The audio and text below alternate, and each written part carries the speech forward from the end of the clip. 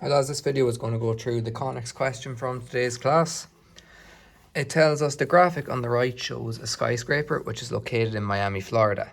The front face of the building contains a curved recess as shown. Figure B2 shows the outline, plan and elevation of the building. Part A, draw the given plan and elevation of the building. The elevation of the curve may be ignored for this part of the question. Part B, complete the elevation by drawing the curve on the front face of the building. Part C, determine the horizontal and vertical traces of the oblique plane that contains the front face of the building. And then part D, determine the true angle between the traces. So, start off the question. I'm going to draw my plan first because I need my plan in order to get my actual elevation for the widths. So I'm just going to keep this to the right hand side and I'm going to go up maybe about 15 mil. I'm going to mark off this point here as my bottom right corner of my plan. So you can just see there, just for that bottom corner. And I can see there I'm told to go off at 55 degrees. So that's the first thing I'll do, go 55 degrees to the right.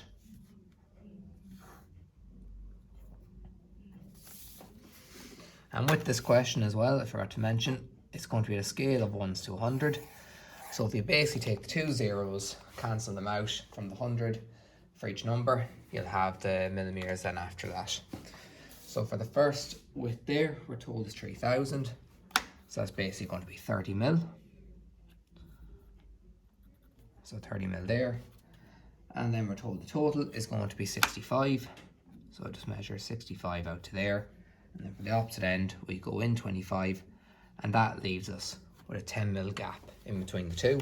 And because at a right angle, if I have to go 55 degrees at one side, just get my sliding set squares and go perpendicular to that.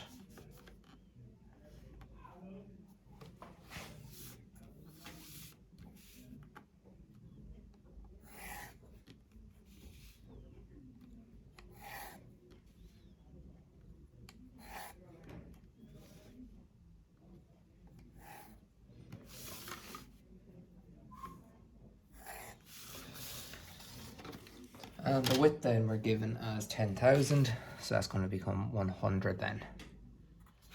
Then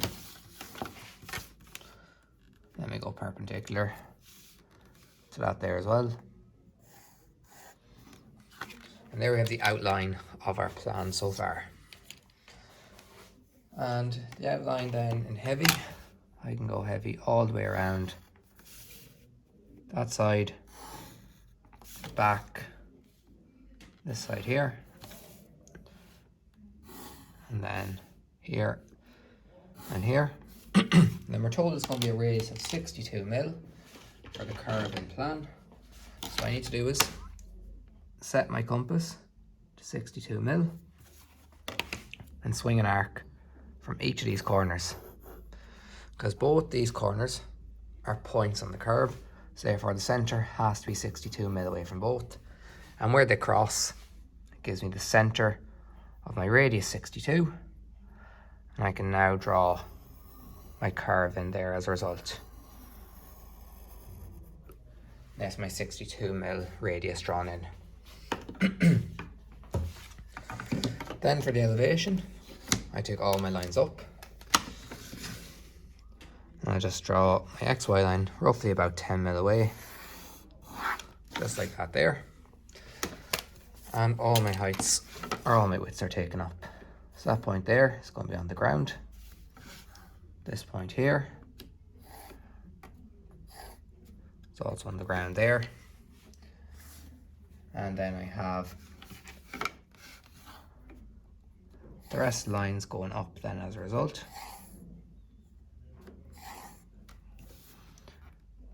And then my heights are also given to me. So my first height up is going to be 135 mil. And then it's going to be an extra 15 mil on top of that for my highest point.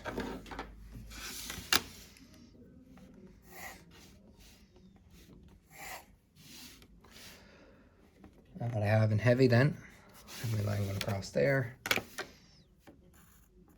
up, That goes down to there. And then I go over. You can see here, this is where my slope begins then for one side. And then I have my line going across the rest of the way, heavy, out to this point here. So there's my point. On the other front of the building, the other side of it, there's the slope there. And you can obviously tell then, those lines are both parallel to each other. And then my hidden detail in behind, it's that line going down there. And then we have it going across here as well.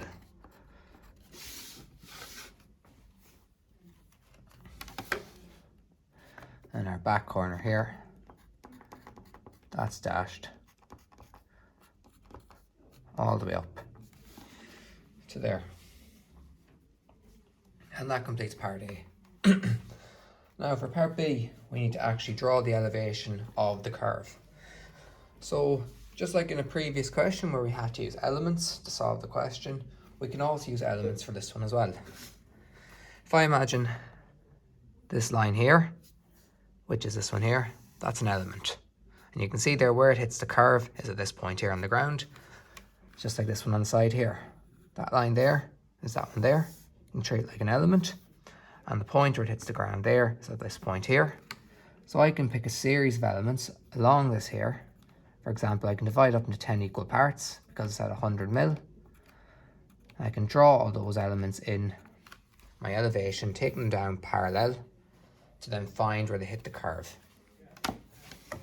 So I'll just take one first, showing you a colour, and then I'll draw the rest after. So for example, this first one here, take this line here,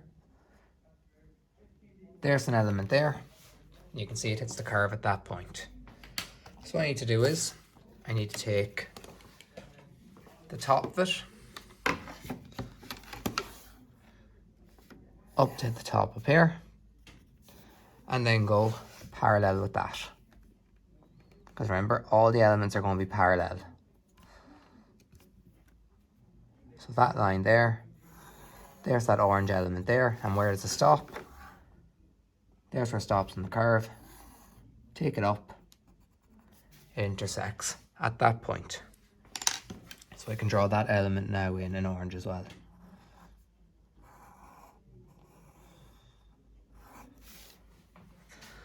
And then I can do the same with my next one. I can take my line once again there and go parallel and take that one up. There's the top, and once again go parallel to my extreme one there. That line slopes down at an angle, and where does it hit it? Hits it at this point here. And just repeat the process with all of the other elements.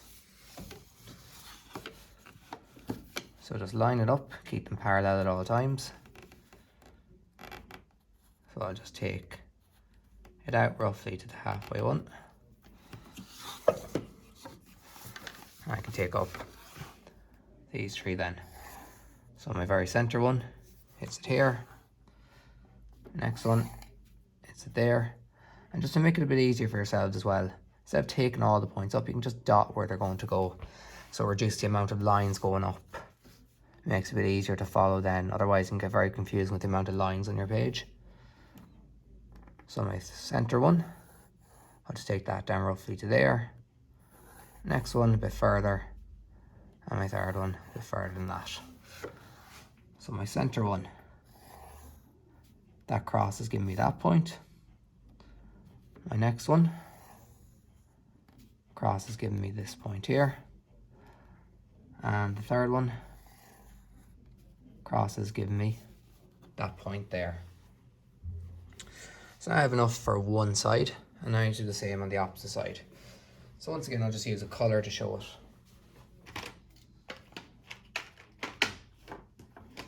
So I'll use this blue one here. Same idea again. I'll do the extreme one, or sorry, the next to the extreme one on this side. That blue element there. Take it up. I'll just dot where it is there.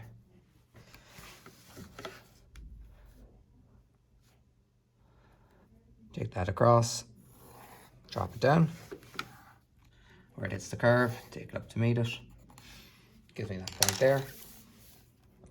And that is that element there. And it's the exact same with the rest again, just repeating the process.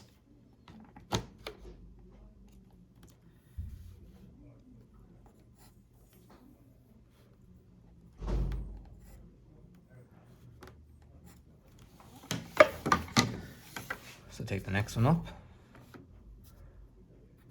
dot it there, next one after that, dot it there, and then dot that one there.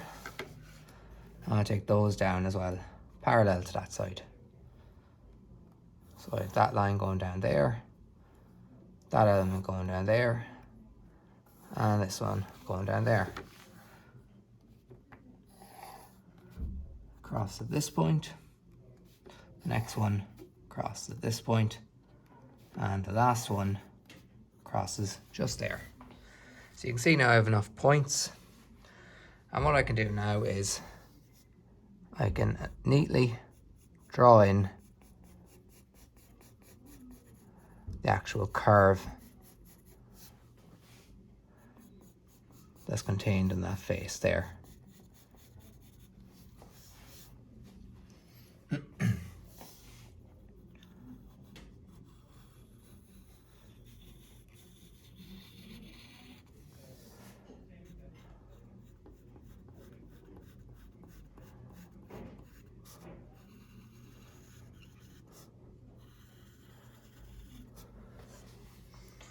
So there's my curve there drawn in on the front face.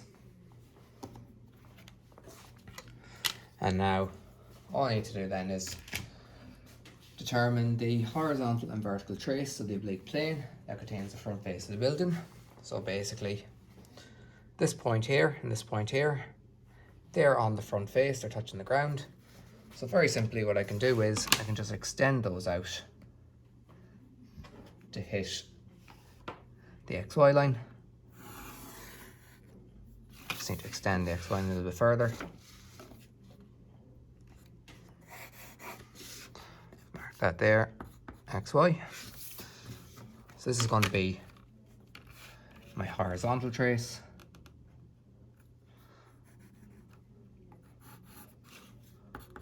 So HT for horizontal trace. And then all we need to do to find our vertical trace is pick another part of it. So for example, this line here, that's also on the plane. If I extend that up, taking it parallel to my trace, so we're going parallel, where it hits the XY line, take it straight up, and where the height is, take it across, there's the height of it there. This line here, that line there, where they meet, that gives you your vertical trace. So you have your horizontal trace and vertical trace then. And the last part then is determine the true inclination of the, determine the true angles between the traces. So to do that, I can use this part here because I already have a height for it. Use that line, and what we need to do is go perpendicular to that line there.